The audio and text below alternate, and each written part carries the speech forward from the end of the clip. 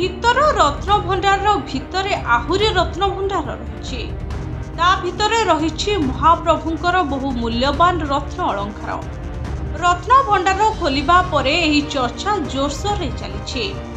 ଏହି ଚର୍ଚ୍ଚା ଭିତରେ ରହସ୍ୟ ବଢ଼ାଇଛି ରତ୍ନ ଭଣ୍ଡାରର ଯାଞ୍ଚ କମିଟି ଅଧ୍ୟକ୍ଷ ବିଶ୍ୱନାଥ ରଥଙ୍କ ପ୍ରତିକ୍ରିୟା। ଗଣମାଧ୍ୟମ ପ୍ରତିନିଧିଙ୍କ ପ୍ରଶ୍ନ ଉତ୍ତରରେ ଜଷ୍ଟିସ୍ ରଥ କହିଛନ୍ତି, ରତ୍ନ ଭଣ୍ଡାର ଭିତରେ ଗୁପ୍ତଧନ ଅଛି କି ନାହିଁ ତାହାର ଯାଞ୍ଚ କରାଯିବ। ରତ୍ନ ଭଣ୍ଡାରରେ ଗୁପ୍ତଧନ ରହିଥିବା ନେଇ ଅନେକ ସେବାୟତ ପୂର୍ବରୁ କହି ଆସିଛନ୍ତି।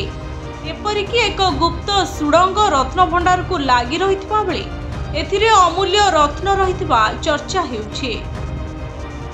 ଏହି ଚର୍ଚ୍ଚାରେ କେତେ ସତ୍ୟତା ରହିଛି ତାର ଅନୁସନ୍ଧାନ କରାଯିବ। ଖୋଲା ଥିବା ସିନ୍ଦୁକ ଓ ଆଲମିରାକୁ ଅନ୍ୟତ୍ର ସ୍ଥାନାନ୍ତର କରାଯିବ। ଅତ୍ୟାଧୁନିକ ଜ୍ଞାନ କୌଶଳ ଜରିଆରେ ଖୋଜାଯିବ ଗୁପ୍ତ ସଡ଼ଙ୍ଗ।